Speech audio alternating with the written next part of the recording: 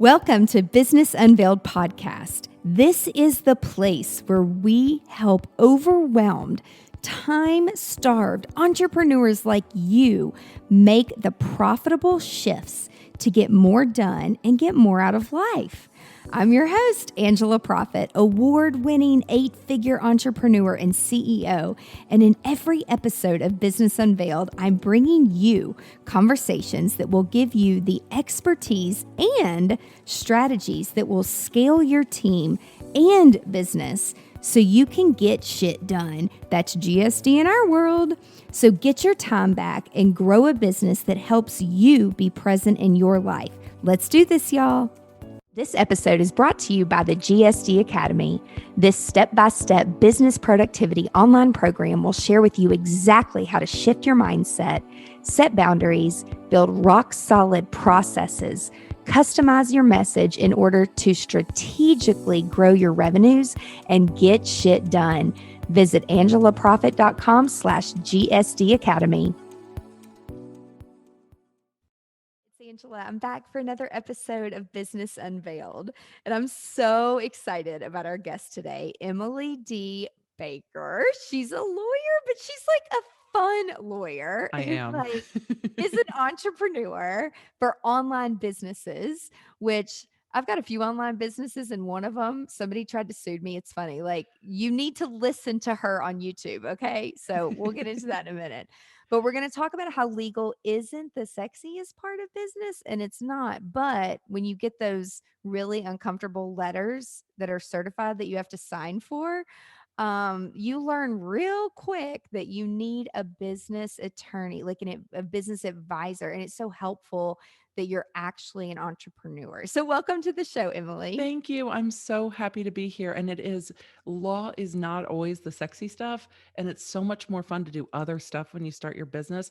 But then there's always this moment where you go, oh God, I didn't know X, Y, or Z. And you're like, right. But by the time you don't know, sometimes it's too late. And there's a phrase that I use with a lot of my content and my clients, and it's with legal, you can't put the shit back in the horse, and you just can't. So it's better It's too big. it's better to prepare.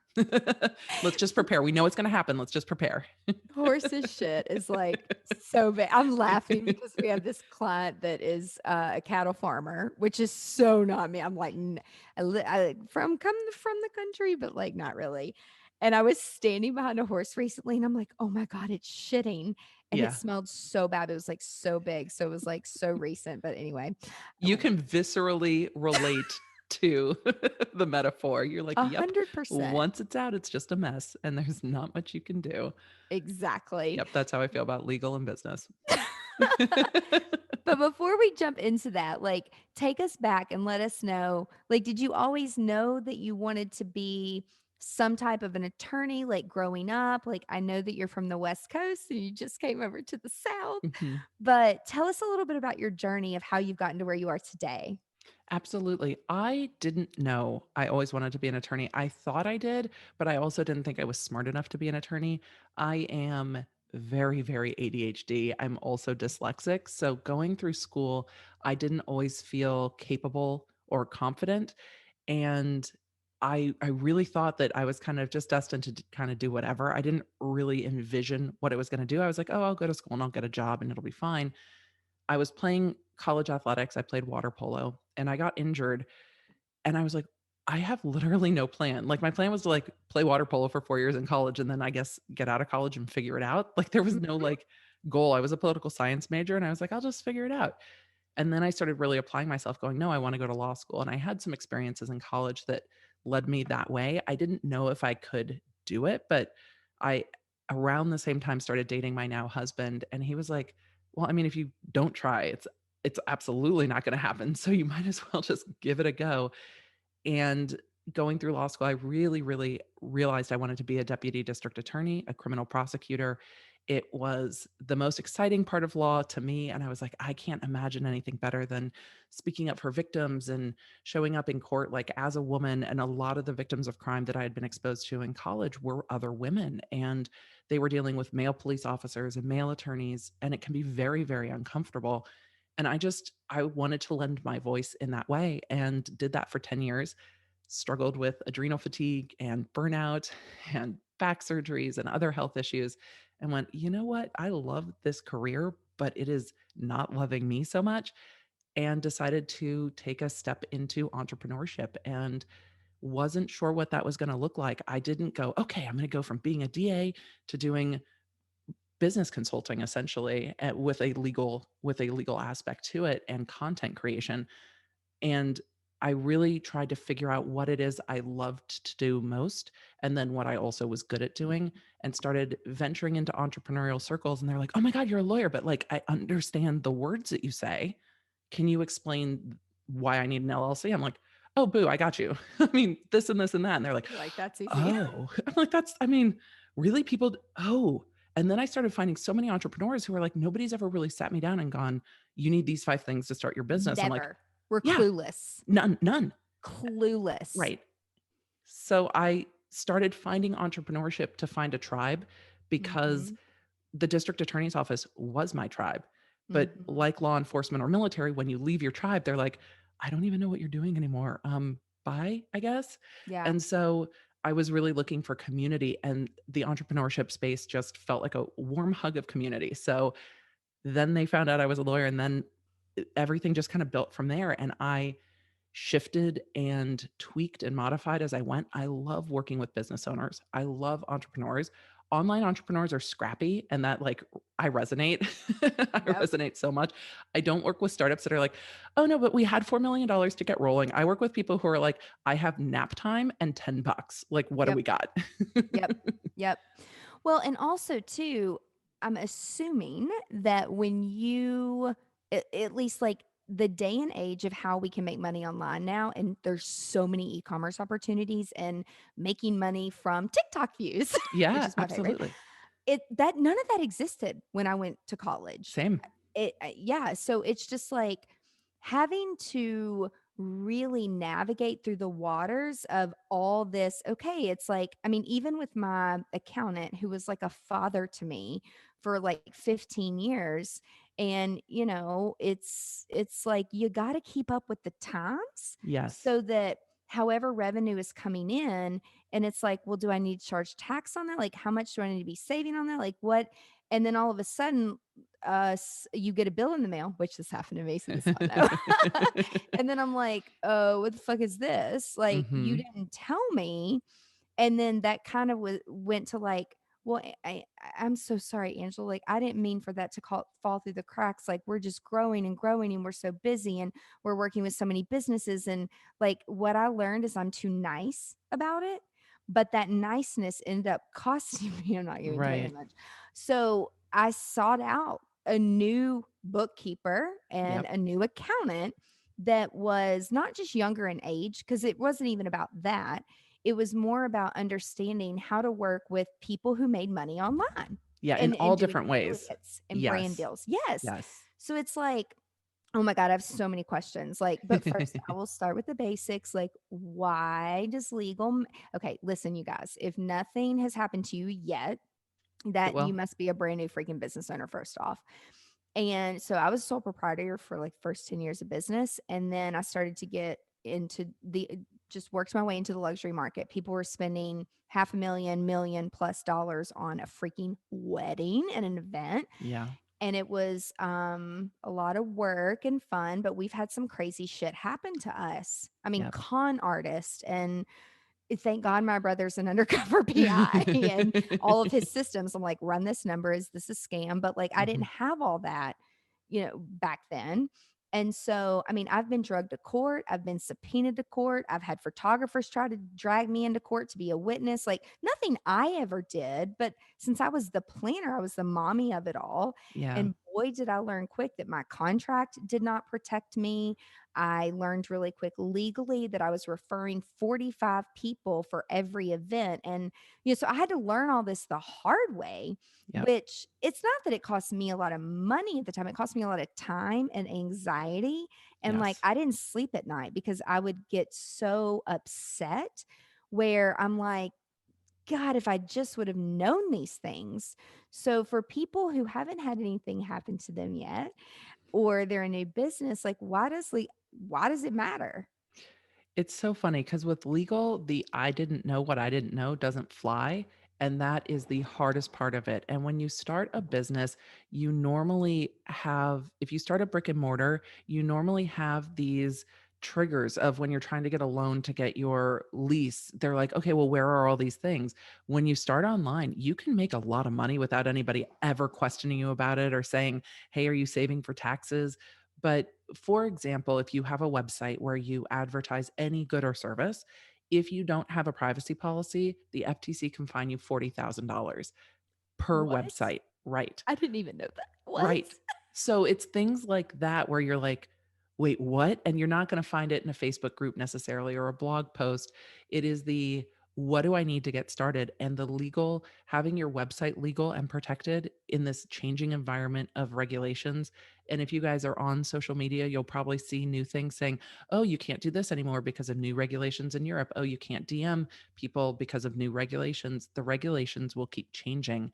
So following people in this like online lawyer space, myself, and there are lots of others, will help you at least stay on top of those things. It's like, oh, things do keep changing, regulations keep changing, how you can collect email addresses changes, and you can be charged and fined for that. You can be sued for that. Not having a website that's accessible through different kinds of ADA programs for hearing and vision impaired, you can be fined for. And people are like, oh, that won't happen to me yet. It's like, right, but let's start the foundation strong. And that really starts with protecting your website and then protecting your client agreements. Handshakes are lovely. Well, I mean, it's COVID. I don't even know if we can use handshake metaphors anymore. Like now Like it's like an elbow elbow bumps. bump. An elbow bump is lovely, but it's not a Yes. contract. And the thing with business relationships I've seen go right is when there's good and clear communication. When people know I'm paying this, I'm getting this, and this is when I'm getting it. And if something happens, here's what happens next. If we don't want to work together, this is how we do it.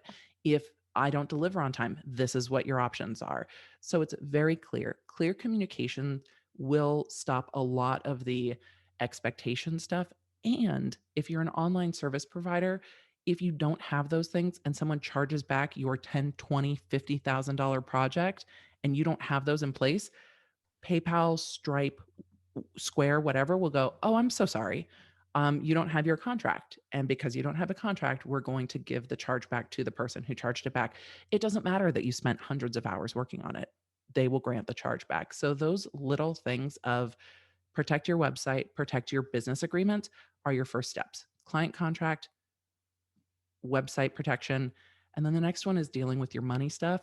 Even if you're a sole proprietor, which is fine, you have to separate your money. So your business money and your personal money have to be in different places. You have to have an EIN, which is your, Mhm. I know it says employee identification number. You don't have to have employees, but you need that. It's your business's social security number because you don't want to go slapping your social security number all over the internet. I mean, it's probably already there anyway, but mitigate the damage. Yep. So Yep. use your EIN, get your business bank accounts, separate your money and treat it like a business. You never know when your business might blow up and you need to be prepared for something to go viral or for something to happen. You need to be prepared for your business to go from a $2,000 month to a $20,000 month because if you're not prepared, the taxes, friend, the taxes you will pay on that big Mhm. month. Yeah, or Mhm. big months because you never know. You want to be prepared for it to exceed all of your expectations. Yep. And especially from an online perspective, it's so different. And so when I got into the whole sales funnel world about a decade ago, we had and new things keep coming up. So it's like, Mhm. everything seemed to have it would go through PayPal. And then now it's like, I mean, I think there's 6 different ways like we take things online. Yes. It's like now we've got Venmo, now we've got Zelle, I mean, there's just it's so messy. I have so many thoughts about Venmo. Don't use Like Venmo for business. Don't use Venmo for business. oh god. Well, exactly. But I cannot even tell you how many people will say to me, "Can I just Venmo you?" I'm like, "No, No. you're gonna get an invoice from QuickBooks and you need to hit the link on Mhm. QuickBooks," which, this is before I got this new bookkeeper accountant Yeah. person who was like, "Your answer is hell no." But Yep. now, like with online businesses, we've got it set up to where it's like if people want to pay with Apple Pay, Yes. if they want to use some type of, like, I'm not a Bank of America person, so it's Right. like, no, I don't take Zelle, but if you're trying to send me money, like there is a but no, it's like we've got everything set up in Stripe. Then we have people that don't live in America and they Yep. want PayPal. I mean, last week we had somebody, we have to do all these conversions for online courses, and someone was like, "It says on your website you do this euros, but when I put my credit card in, like it's not converting or it's not working." I don't know. I'm just like, I'm not smart enough to figure that out. Like I'll have to You ask gotta talk to your someone and get bank. back to you. Like, I don't know. I'm like, here's the password to get into your class so you can start. Yeah. And then, for some crazy they paid, but if they didn't, like, I would just take their access away. So it's like when people are trying to give you money, like I used to say yes. I was like, yeah, sure, whatever. Just throw And money then at me, baby. It's fine. yes. And my accountant's like, no, No. we're not doing that for so many reasons. Yeah. And so yeah, I've learned all that the hard way. I like PayPal. PayPal for business is fine. I Okay. also really like Stripe and Square. Yeah. If you want to sign up for Apple Pay or Amazon Pay, go ahead. The more ways people can pay you, the better. There Hmm. are also the payment plan, different processors that help break down payments depending on what you sell. But Venmo is meant for personal. PayPal, send money to a friend, is meant for personal. And when you pay through personal ways, you're not protected as a vendor. And that is hugely problematic. And I know people are going to be like, well, my hairdresser is like, can you just Venmo me? Look, I'm not telling your hairdresser how to make money. But if you're the hairdresser, Stripe and Square work just as well as Yep. Venmo. And you can do the little pay where you stick your card in and it connects to your phone the way people do it like a farmer's market. There are lots of options. But if you don't get paid properly, you can't then deduct things properly either. And people are like, well, there's credit card processing fees. Look, I work with companies in Europe. The amount of fees that a business will pay in other countries, we pay the least amount of fees and taxes Hmm. from any business I work with here in the US. Your credit card fees will come off your taxes. It's the cost of doing business. That's It's right. okay. We pay so much less than anyone else anywhere else. Yeah, I mean, I get that people ask me that all the time. And there are some like small businesses that we work with, and they're like, well, if I charge your client's credit card, it's going to be 4%. I'm like, it's fine. Like, whatever, that's fine. Like, I'm the girl that would rather have the points. So I'm like, Same. I'd rather just use the card and whatever, 4%. But, it does start to add up over time. And my old accountant was like, no, you're charging that convenience fee.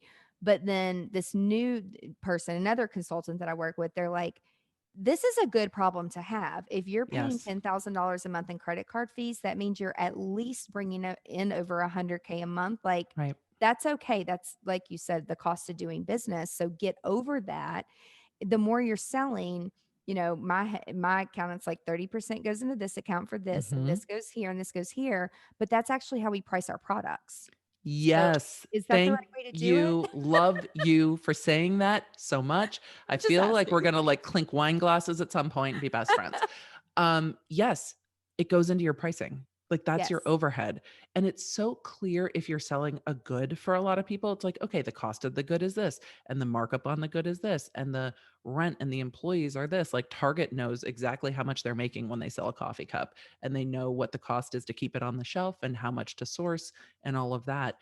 We have to do the same, even if what you're selling is digital goods. You have to, the cost of your email service provider, the cost if you're using something like ClickFunnels, the cost of your team or your VA, your time, all of that gets roped into your pricing. It's not just like, well, everybody prices it at $9.99, so $9.99 sounds good. No, your pricing is specific to your business, and it is a big part of your business thriving and surviving is pricing properly, and pricing in processing fees is part of it.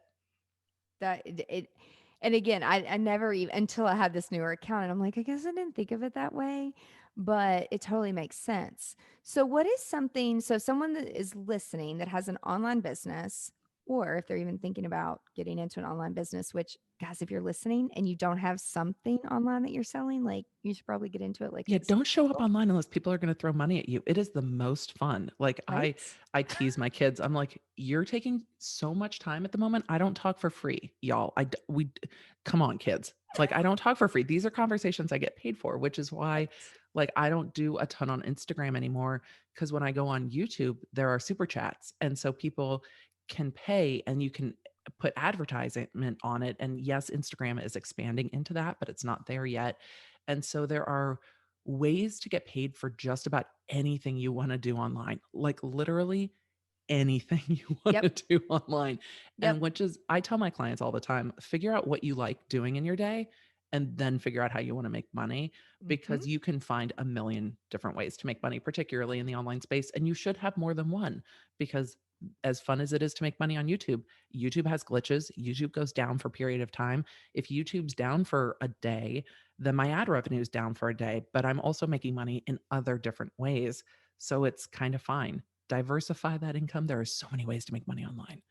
I totally Well, sidetracked what we were talking about. no, but it's good. Like we recently did a digital event for a client and we started to end up managing some things and for them and like just through YouTube and Facebook Live and then the affiliate deals they had in their Amazon store and their Patreon. And that was like all that they were Yeah. focused on and they're just fine. But Yeah. here I'm over here, I'm like, what about Instagram Reels? And what about TikTok? Because I'd like to dance. And yeah, TikTok's fun. And you can get paid on TikTok too. yes, which we're getting into that. It's so fun. Like, It's fun I don't even know why I thought it was like a kids dance platform pre-March, because and then it was. kind of is, but it kind of isn't. Like it came from Bitly, right? So Yep. the people who, when you look at the people who have made it big on TikTok, you're like, oh, like Charlie and Dixie D'Amelio, and Mhm. they're what, like 16 and Addison. 19, and Addison Rae, Mhm. and all these kids. But when you really get into the TikTok sphere, you see business, I hate to say mature business owners at over 28, but mature business owners over the age of 28 on TikTok really finding community. And there's, Mhm. and I have a love-hate relationship with TikTok due to their security and some other things, but it's a fun platform and It it is. grabs your attention like nothing else. It pushes views like nothing else. It's still growing and it's unique in that once you start swiping on TikTok, if you've never played with it, the screen is just full of the person you're watching. There's no ads popping up like they do on YouTube. There's Mhm. nothing to take away your attention. It's not trying to push you to anything but the next content. And if you're Mhm. liking a creator, you'll see them more and more and more. And it full screen pushes content, which is different than any other platform right now. Have you heard that YouTube was going to start doing the whole little short reel vertical things? I think they're testing it in India right now, but I it's did just not hear that. I just got YouTube stories turned on for me today. And I okay. pulled up my YouTube today and I was like, oh, I can do stories. I've experimented with YouTube doing vertical too, because a lot Mhm. of the people who watch my YouTube channel watch me on mobile. Yep. And when you watch YouTube on mobile, if you film it vertical, it fills full screen almost like Mhm. you're watching reels, but for like an hour. And there's Mhm. nothing competing for attention. It's really, really a fun platform. I was shocked when I've refocused energy into content creation during COVID just because I Mhm. love it. I do legal commentary mostly on pop culture issues, I love it. but also the news, like shit you want to talk about with your friends. Like, oh my God, Britney Spears is in a conservatorship. Kanye West is leaking contracts on Twitter, or the Real Housewives of Beverly Hills husband is going to be, filing for bankruptcy. I love talking about this stuff. And I dialed down into YouTube the money that I made when I started refocusing on YouTube. I was like, "Oh, oh, I should have done this sooner." Yes. Like what One thing. I love it. I love it. I love making content and it works and that ad revenue is no joke. And then there's other Mhm. ancillary revenues to it and memberships and now it's like, okay, we can monetize it all over the place. It's Yep. so much fun. But I didn't hear that they were doing little shorts. It'll be interesting to see how that goes cuz people YouTube watchers go onto YouTube and want to, at least my audience watches 30 plus minutes Yep. on my stuff cuz they don't want to keep swiping to something else. Yep. So it's just the platform where people want to watch.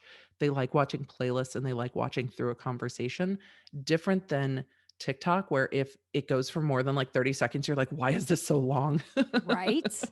And I have such a short attention span. That's Mhm. why for me, I'm like, this is so perfect. Yes, But TikTok I love ruined me because now I hear songs in the car and I'm like, why am I hearing more than 15 seconds of this? Like, next, uh-huh. next, I'm like, I'm next. just used to like the phrase. Uh huh. And then one of my friends was over there the other day. She's like, do you tell Alexa just to play the top TikTok songs? I'm like, no. She's like, literally, since I've been here, every single song in my head, I'm like doing this, You're like, like, we're gonna renegade. right. Like, cause we know all like the little dances. That's just a fun conversation. But so if people are trying to scale online, like what are the top legal, like are there three top legal things that they need to really think about if they're trying to scale online? Even for scaling, website protection first, privacy policy, terms of use. Those are your first and your basic line of defense. Next is going to be your client agreements, then separating your money. Then it's going to be hiring properly. If you're scaling and you want to scale your business and hire, it's going to be understanding who's a contractor, who's an employee. I know y'all don't want to hear it. The contractor laws in the US are changing. It is getting harder and harder to legally hire contractors depending on where you live. California is leading the charge with all of this stuff. And I'm licensed in California, even though we moved to Tennessee. California has a new Consumer Privacy Act that they passed.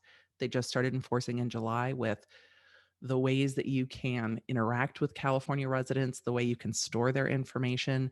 And Wow. California is leading the charge with independent contractors as well, with something called AB5 and the way you can hire independent contractors. Uber was going to shut down. It was a whole thing, but other states are following suit. So the way you hire is going to be very, very important in 2021, 2022 as it changes. Yeah, we work with a lot. In fact, the IT company that does all of our IT stuff and our website stuff and has for 17 years, they are in California, Yeah. but they haven't said anything or but I mean, they have a full blown ass business. Right. So for So, them, if they were working with contractors that were providing service to you, it's a problem for them. They need to have gotcha. their people as employees. You can still contract business to business. It Hmm. just has to, you can't contract business to business for certain things. If you were also doing web stuff and then you were outsourcing to them, they would be an employee to you. But you're not Gotcha. doing web stuff. They're a actual service provider. The Hmm. example I give a lot is like a plumber. If a Hmm. plumber's coming to your house, you tell them what the problem is and trust them to figure it out and fix it and tell you how much it's going to cost and how long it's going to take. Hmm. That's where your contractors need to be. Hey, I don't know how to code a membership site, but I need one and I want it to kind of look like this and I need it to kind of be like that. Can you tell me how much it's going to cost, how long it's going to take, and then can you please just do it? Hmm. But if you're bringing somebody in saying, I need you to answer customer service emails this particular way, and I need you to use this to do this, they're more likely an employee because you're directing their work versus Hmm. bringing in a Facebook ads person and saying, I need ads to run to these things. Can you tell me how much that's going to cost and just do it? Hmm. So that's where it breaks down. The more direction you have, the more likely they are an employee. I have guides on that on my website. So emilydbaker.com has a lot of free stuff for That's businesses awesome. to have a guide so you can go through and go, oh, how do I hire properly? Because scaling, that's one of the things you need to bring in. And what I find business owners forget is that even if it's like, oh, that might need to be an employee. They can be an employee 5 hours a week. Like an employee does not mean they have to be a 40 hours a week, ride or die, full time with benefits. Employees can still be part time. You just pay them with a W 2, not a 1099. And Hmm. then you don't get in trouble with the IRS, which is like Well, every business owner's worst nightmare is like, is the IRS going to be salty with me? We don't want the IRS to be salty with you. right. I do think that it'll be interesting to see next year how some of this whole mindset shift has what the pandemic has done Yes. in 2020. And so many people are now, I mean, everybody's had to work from home Yes. where some people don't prefer it. I mean, I actually prefer it. I get way more shit done if I'm like no Mhm. interruptions sitting in my home office. So it'll be very interesting to see how the IRS deals with that with some of these small businesses. But, Absolutely. but I know you have a lot of stories. Like, what's your I'm just like, what's your top story for like online businesses? Because I know you have a unique background, being a district attorney. Yes. And then also, I feel like in LA, a lot of crazier shit goes down than in like Tennessee, like in Nashville. I don't know, I could be wrong. But do you have some crazy thing that like could have been avoided if someone just knew, like, hey, you shouldn't do it this way? Like, what's your top go-to story when you tell people like you need to lock down your shit?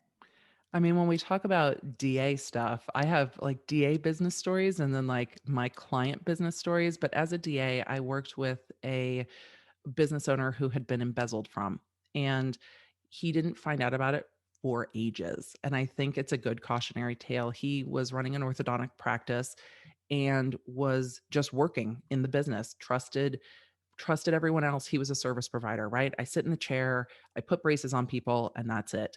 And the business was struggling, and he was working more, and his spouse was just like, what is happening? And he's like, I don't know. And they started taking money out of the kids' college funds to try to support the business. Like the money's just not coming in like it was, but I feel like we're seeing as many people, and just kept trying to outwork the problem instead of evaluating the problem.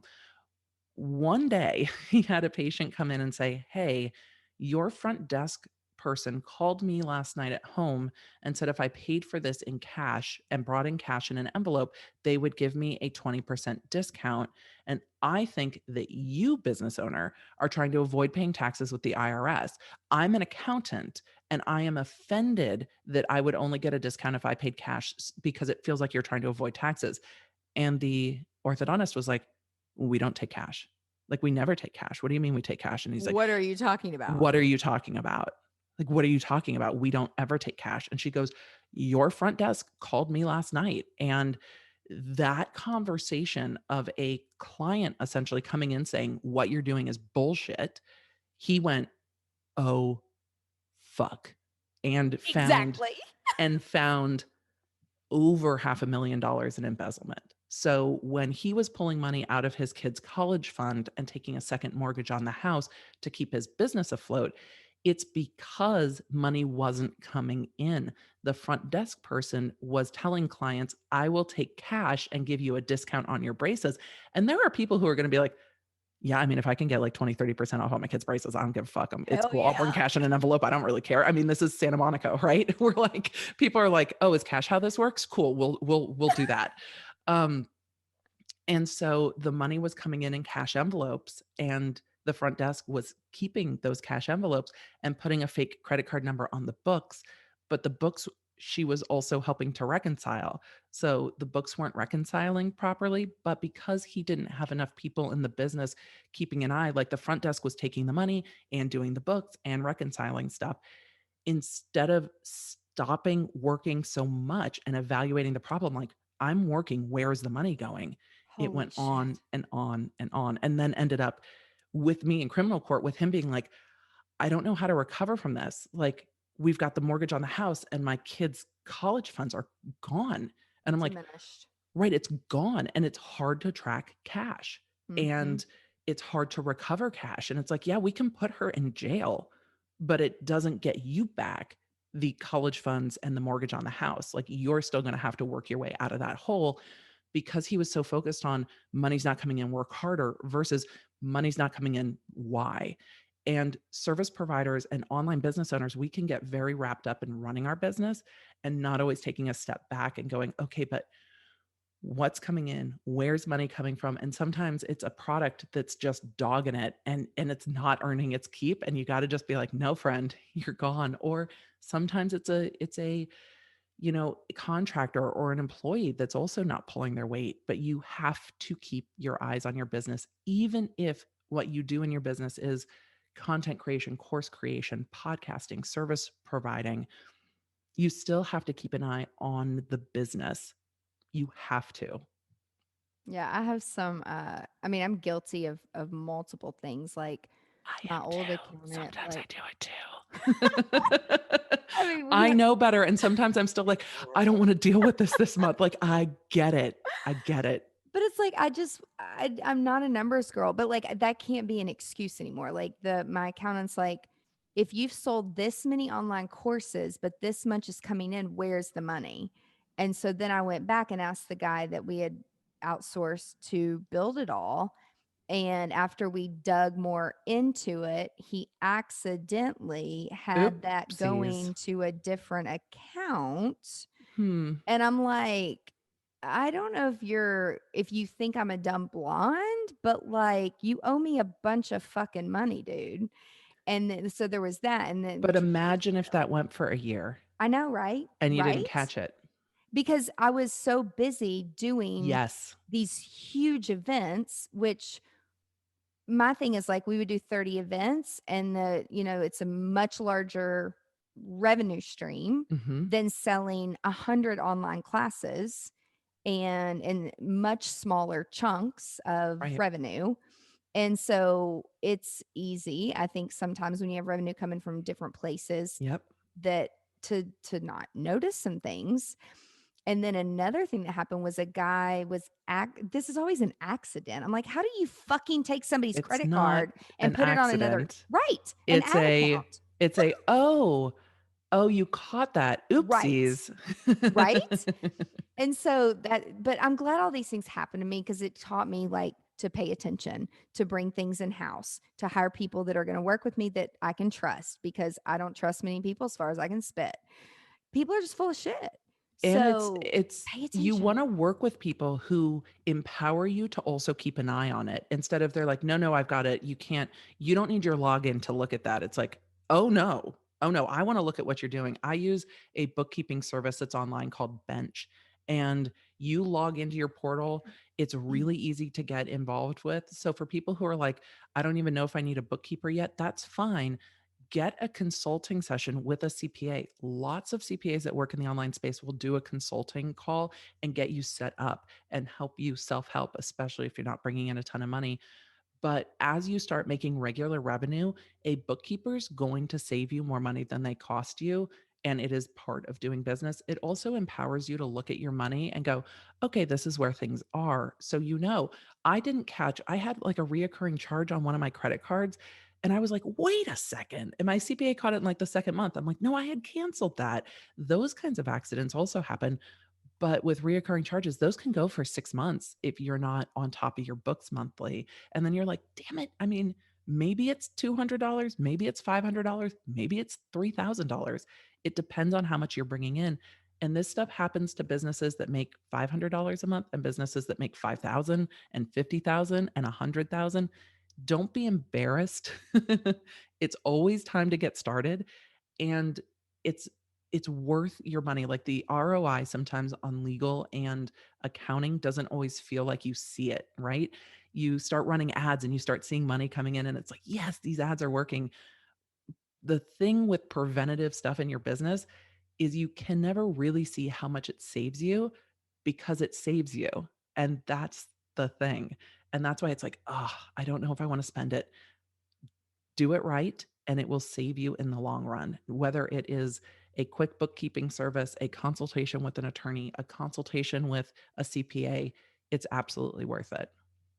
And like I can't even tell you guys like just freaking cover your ass. Like Yeah, don't wait for something to happen. Like I literally like when you said at the beginning when we were talking, I didn't know what I didn't know doesn't work like right. in legal. Like it doesn't. And then when you end up paying a bunch of money, when I say a bunch of money, I'm talking 100,000 plus dollars, which Yep, that's a lot of effing money. I don't care how much you make. Like money is money and we all work hard for it. And yep, so why not invest in yourself on the front end and cover yourself so that as you grow and scale, you don't have to worry about those things because yep. you know they're taken care of. I've been This covering a crazy. story with YouTubers, and there's this YouTuber on YouTuber lawsuit going on over What? defamation. And the YouTuber that's being sued received 4 cease and desists before this lawsuit. Now, had that YouTuber responded to one of these and dealt with the problem, they wouldn't be being sued in federal court over this. Now it's become a big thing because everybody's following it because it's YouTube on YouTube drama, and nothing YouTube loves more than talking about other YouTubers, Oh myself my God, included. yes. Like, when you've got YouTube on YouTube drama being discussed on YouTube, the amount of videos on this particular case is crazy. It's crazy, and it blew up my channel talking about it, but it's a fascinating defamation case. But if the person who got the 4 cease and desists had talked to an attorney, speculation because I didn't ask her, I don't know, but had talked to an Right. attorney and stopped, she wouldn't be in this federal lawsuit that's probably gonna cost at least $250,000 to defend, if not more. Mhm. So, when it's like, "Oh, what should I do?" Talk to someone. Even if it's like, "Oh, it might cost me $500 to book a consultation." 500 is a lot less than a quarter of a million. We're just going to put that out there. And a lot of lawyers in the online space do things like a free consultation to say, yes, this is worth having a call for, or yes, we need to explore this more. When you let things go with legal and accounting, it gets worse. Like it never just gets better. You can't just, it never just gets better. So it's hopefully they're cautionary tales. I don't wanna ever freak anybody out. The thing that's the best about legal in your business is once it's in place, you feel like a badass. You're just like, "Oh, I've got this." And if something happens, which it may, which might be no fault of your own, I know who I'm gonna call. And just having that empowers you to just make the money you wanna make and do the shit you wanna do because you know if something comes up, you know where to turn. So can people hire you still to like be their attorney for their online business, or do you just do consulting now? I just do consulting, but Okay. I'm more like I will come in, I will help you figure out a game plan. Oftentimes they don't need much more than that. I have an online shop where I can place people with you need these things. And then Mhm. there's other attorneys that I work with too where I'm like, "Oh, you'd probably be a right fit over here. You need to go get your IP stuff taken care of, get a trademark, get a patent." Or, "Hey, these are the benchmarks where you need to reconsider this conversation." I Mhm. love doing consulting and putting people where they need to go. A lot of attorneys don't want to talk about Real Housewife drama from a legal side, and I I love do. it. I wanna read all of your lawsuits. Like, if somebody in the public eye is getting sued, I wanna read the lawsuits. I wanna talk about them with my friends online and go, "This is a lesson to learn about how to do this thing." And so commentary has absolutely won my heart, but that's why I love consulting because it allows people to just spend an hour with me, get their questions answered, get a game plan in place, and then if they need people to implement that game plan, I give them recommendations of who can do it. I love it. And and it's such a unique way to like go through all these documents and then like put it in English terms. Yeah. You know, and also too, I will say, like, I mean, I don't watch a lot of TV or anything like that, but the I've had clients in the public eye where I'm right in the middle of doing their wedding, and then I have E on the background, Mhm. E News, and then I've got another news, and they're like, "Nashville superstar, blah, blah, blah, break up," and da da da. And I'm like, "Well, that's What? funny because I was just with them and the wedding is happening." Like the way and that's when like when I started to work with people in the public eye years ago for their events and their number one parties and Yeah. their weddings, I'm like, wow, the media is so much more full of shit than I thought. Yep. But it's like from your perspective, like you can look at it and I would much rather watch your YouTube channel if I was interested in something and learn like the real shit that's going on rather than the media Yeah. pulling it apart and 90% of what they're saying is twisted and it's a flat out lie. Like it's crazy. Yeah, Crazy. I wait for the legal documents. That said, it doesn't mean there can't be shit and bullshit in legal documents either. I just Yeah. make it clear like, "Hey, this will have to be proved. It's not proved yet, but listen to what they said." This is the shit that they're saying that they believe. And breaking there are so many lawsuits right now going on. It's really fun to break them down. And I break down, as I said, Real Housewives of Beverly Hills is popping right now because of Erica Jane and her husband's multitude of lawsuits. But there's What are I they being sued for? oh God, girl. So I don't know anything. Girl. Her husband's this really big we're gonna break this down in like 60 seconds. Her husband's this really big famous lawyer dude. He's 81 years old, she's 49. He was the attorney that did the Aaron Brockovich case that the movie was made after. So he Mhm. does those types of cases where people are injured from chemicals or in disasters. He most recently represented the surviving members of one of the Boeing plane crashes when they grounded all those Boeing planes, Oh. the Boeing C-39s or whatever. They grounded all those planes. He dealt with the victims from one of those crashes and never paid out the settlement to the families. So they've been sued in federal court, but then all these other lawsuits popped off. Right now, there are 10 lawsuits from 2020 regarding him not paying for shit he's supposed to pay. It looks like they're going to end up in bankruptcy. Erica Jane also has this song called It's Expensive to Be Me. She has this notoriously extravagant lifestyle played out on television. So now it's looking like he's maybe 30 million in outstanding potential judgments and cases. And the lawyers have said there isn't 30 million. They're like, we have $15,000 in the law firm and that's it. So the judges are like, froze their assets. Where is the money? It's wild. It's absolutely wild. So there are currently from 2020, there are 10 lawsuits. There are more as you track back. It's it's bananas. And And he's so, an attorney. oh, Is oh, he he's a sick in the head? he's a famous attorney. Like he's not just an attorney, he's a famous attorney. So the allegations in the federal suit are that they were skimming money to pay for this big fancy lifestyle and that's why victims and clients weren't getting paid, which is like the number one no-no in law ever. And that's the kind of stuff I break down like, y'all, this is some shit. And the federal judge seems fucking pissed about it. So it's a lot of fun. The federal judge is cranky as hell. He's like, no, where is this money? Your assets are frozen. You're all going into receivership. We're selling everything you own and we're paying these people back. And, and, and Real Housewives of Beverly Hills is filming right now with her while this is going down. So Yep. this is going to be like, I do know what Schitt's Creek is Yeah. because Yes. It's like that. when it like I had this medium talking to me and he was like, I see this man, like the veterinarian on Schitt's Creek. And I'm like, people keep saying that, but I've never seen it. So I turned it on the other day and I'm like, well, he's the veterinarian's cute, I get. I'm like, but he's a little bit soft for me. Like I need like somebody who can like help me grow. Like I don't want to be, the girl like runs all over him. But that's the only reason I turned it on. But it sounds like a Schitt's Creek episode It's or something. wild. Like real life, you can't script real life.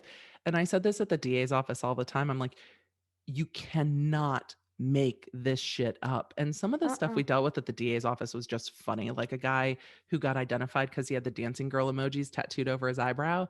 And they're like, no, he had the dancing girls emoji tattooed over his eyebrow. And then I get the booking photo. I'm like, sure as shit does. That sure is Wow. the dancing girls emoji tattooed over his eyebrow.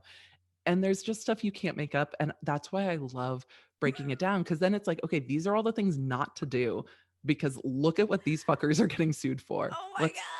It's fun. I love it. And content, like my personal brand evolved from doing just legal work for businesses, which I love, but then also having this content. And as the content took off, I wanted to keep doing more content. And then I started partnering with attorneys that are like, I do not ever want to be on camera ever. I Yep. really just want to write contracts for people. It's my happy place. I love it. I do a consulting call. I write my contract. I give them a contract. They go on their way. I go on my way. And I'm like, perfect. Because I don't want to sit behind my computer all day without talking to people about stuff because I like to talk. Yeah. You're like, I got to get it out. Which, Yeah. speaking about talking, so your podcast, Get Legit Law and Shit. Yes. Like, I love it. I love it. Yes. It is, and that's what this is. I mean, this is essentially what I do on the podcast is breaking down the legal shit that you want to talk about. And it really has morphed into like the legal and pop culture legal. So it's news stories. It has been since my YouTube channel has started growing, the podcast has been trending in news commentary worldwide. And I'm like, why is this trending in That's Poland? amazing. Okay. But I have a very international audience that I was unaware of, and people are fascinated by what's going on with US laws because our culture, our pop culture, and even our politics have so much impact on the rest of the world. And so my international audience is like, I see the news stories, but I don't understand why it's happening. And Mhm. then my US audience is like, okay, same. I see the news stories, but I don't understand why Texas is trying to sue all the swing states and how can that even happen? So we do break stuff down that's of consequence, but we break it down on the facts. Like, this is what they're suing for. This is what they're saying. This is what the law is. We're not going to talk about the personalities and the politics behind it. We're just going to talk about the legal shit. And so everyone understands. It's fun. I love That's it. amazing. And I love, like, we'll put all this in the show notes too, but you guys have to go check out getlegitshop.com. And like, I love how you have all your collections built. It's like, are you Thank you. new or are you not new? Yes. And it's like you bundle all your stuff together. Like you guys, if you could get your website bundle. So if you don't have a privacy policy and in Mhm. terms of use, you need to go get that right now and don't go sleep till you do it. And then like you've got like really good stuff on here, like your Thank you. foundations, and I love everything that you've put together. And I also know the work on the back end that goes in behind this. And like it's super exciting. It's fun. I mean, and once again, having the ability to do something like a template shop and Mm-hmm. being able to have these different revenues is really important for me because sometimes with being a service provider, you're like, I want to be able to pick and choose what I work with and how I work. And dialing down my business into I just do consulting was Mm-hmm. scary, but it's been amazing. And focus. It sounds like if Yes. you focused and I'm still learning that. Like, let's focus. And I'm like, okay, one funnel for next year, but it's a big one. And so, You're like, limiting yourself to one funnel. It sounds like that's a struggle. Like you look stressed saying oh like my God. just one funnel. You're like, no, I have 15 funnel ideas. I want to do all the things. I'm going to start Yes. 7 new businesses and buy 15 different URLs. Yes. Yes. That's so me. And then when I joined my first like Infusionsoft group, Mhm. and all these people standing up, I'm the new girl, and they're all talking about the $1 million funnel, Yeah. it's that they worked on every year. And I'm literally thinking in my head, these people are so fucking lazy. Like, what? You only have one funnel? Like, I'm Yeah. so confused. And then I started like looking at all their stuff, but then we all shared numbers.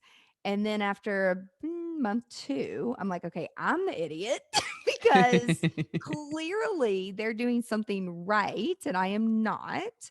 And I mean, I learned a lot from that group. And it does, I mean, the bigger the funnel, the bigger the product, the more the product is.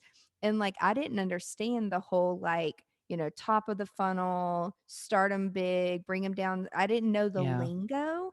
And so, it was a learning curve. I felt like I was working in healthcare again, like with an ICD. Now I'm like, is there a book like with or a video, like with all this jargon? Mhm. And what I learned from it though is there isn't.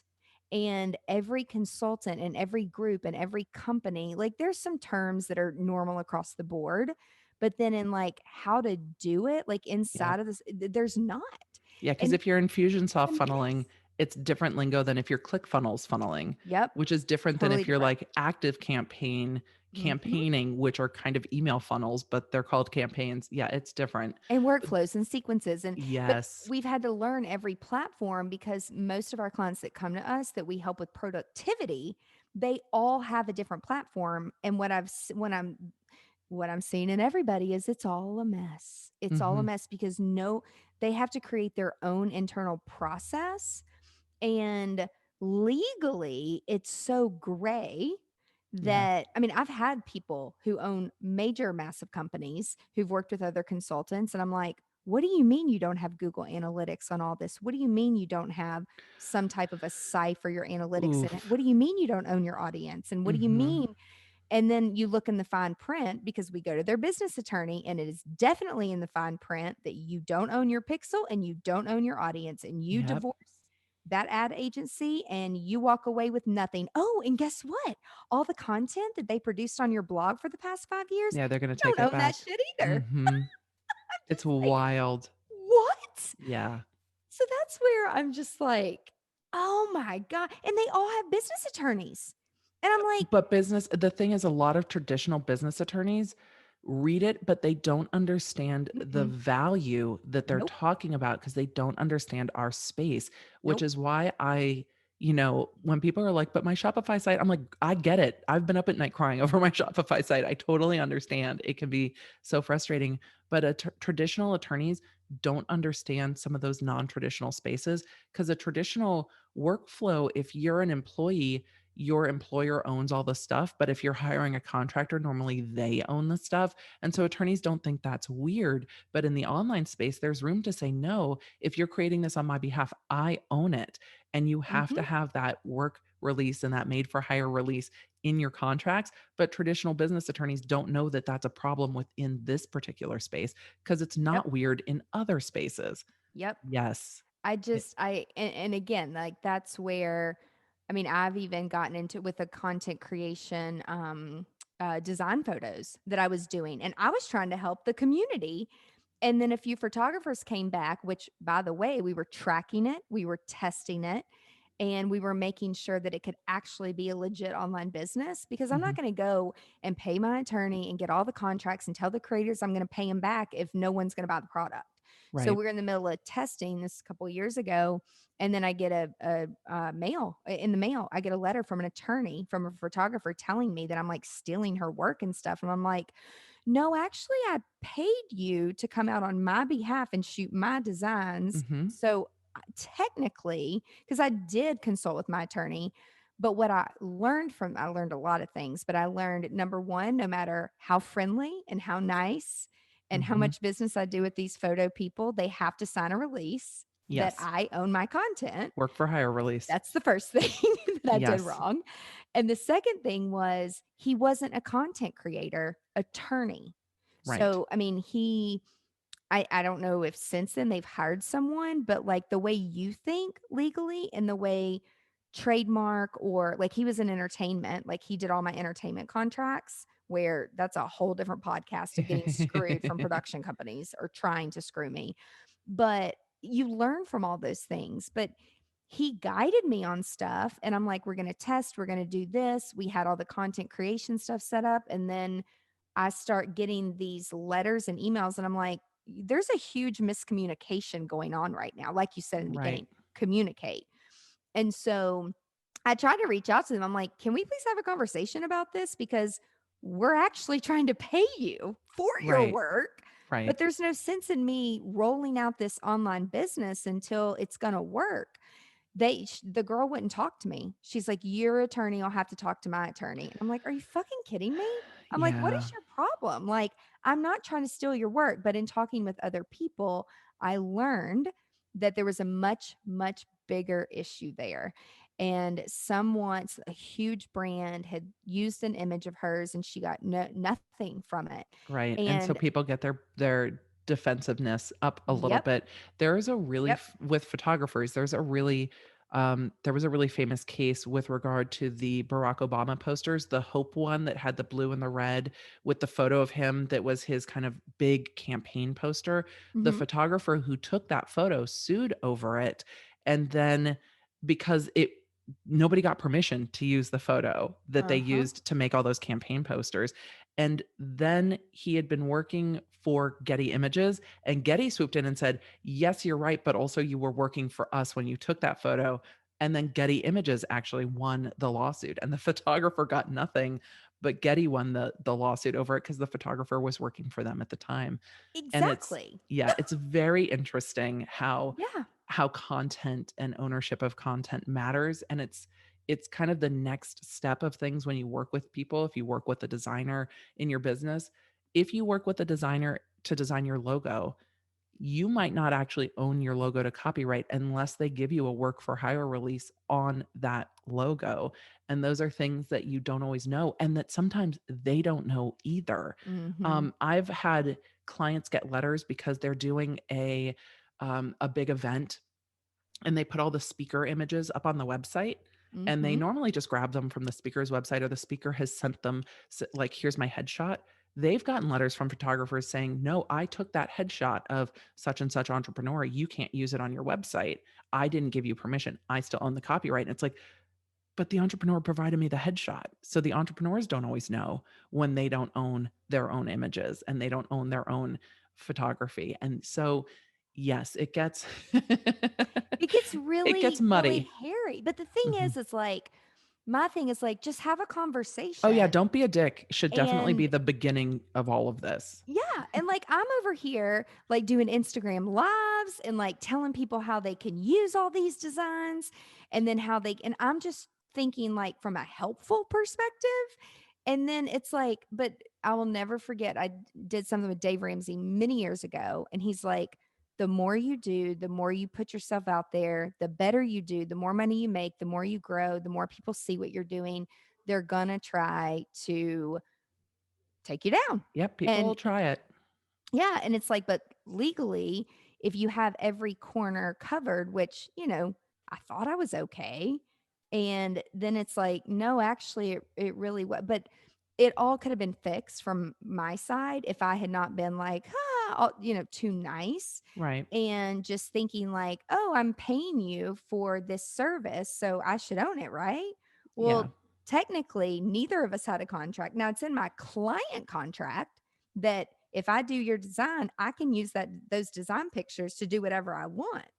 But it got very gray because neither party had any type of a contract. So some of the photographers who are actually in our program now, they're like, oh, this is actually making me rethink my contract, how Mm-hmm. I work with designers and Yep. planners. And I mean, even in the interior design space. And so after all this happened, I'm like, you know what? I'm going to go buy my own motherfucking camera and We're I'm going to going to take some do my pictures. own shit. Yep. And we use our pictures that I take. Right. No, I am not a photographer and I will never do it for anybody else. But when people are like, oh, let's do a content day and can you be in this and can you be in that? And I'm like, nope. Yeah. I do my own stuff Right. because I don't want to get, now we've gotten, good at it. It's just part of the flow, but it's just like, I don't want to get in an argument with somebody, and definitely not in a lawsuit, a public lawsuit or any Yeah. type of a lawsuit over miscommunication. Over who owns the images. It's Yes. photography is any creation and design is one of those areas where if it's not clear in a contract, it can get very, very, very muddy. And Mhm. making sure you know, and for photographers, if you're selling the underlying rights to the images, charge for it. It's totally okay to be like, I don't want to own your photos. I store them for 3 months from the time I give them to you, and then they are gone and they are all your responsibility, and that is it. But then you charge to give them all the ownership. Or Mhm. you say, I'm giving you ownership, but I reserve the right to use them in my portfolio. Mhm. Totally fine. Just understand how that works when you start a business, especially a creative business. This happens to web developers all the time when like a client gives them the images and then they get the takedown notice for copyright violations going, you built this website and it's got my copyrighted images on it. And they're like, but the client gave it to us. I'm like, where does it say that the That client's sucks. responsible if you get sued for building the website? It needs to be in Uh-huh. your contract. This whole Uh-huh. conversation is like, shit, I didn't know that. Yes, this is the point. We started at the beginning with you don't know what you don't know. You don't. And And then this until it conversation has happens. illustrated that, I think. Oh my God. If people want to connect with you, like what's the best way? I am the Emily D. Baker all over social media, from your Instagrams to your YouTubes to your Twitters and the TikToks. I don't do a lot on TikTok, but I'm there. And then my website's emilydbaker.com, where you can find all of your opt-ins. I have free content around, your business guide. There's a very, very basic like getting started business guide on my website. I have an independent contractor guide and other resources. And that's how you find me. And then if you want to listen to the podcast or find content on YouTube, it's all searchable. I love it. Awesome. We'll Yeah. put all the stuff in the show notes. Everybody Perfect. that's listening, I know you learned a lot of shit today It's because like these ladies like to curse. Yes, we do. We've had so much yeah. fun.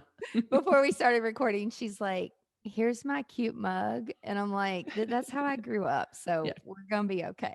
It's going to be everybody that's listening, be sure that you tune in next week for another episode of Business Unveiled. Have a great night. Have a great day, whatever time you're listening. Bye.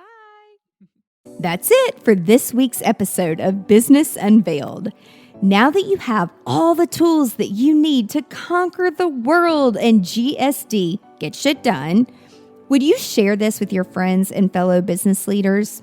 One thing that would really, really help us and help new listeners is for you to rate the show and leave a comment in Apple Podcast, Spotify, Stitcher, or wherever you tune in and listen to Business Unveiled. You can check out the show notes at angelaprofit.com/podcast and link up with us on social media so you can share your biggest insights. And I want to know your aha moments. Until next week, remember, the profitable shifts and structures you're creating in your business help you be more present in your life. So get out there and GSD.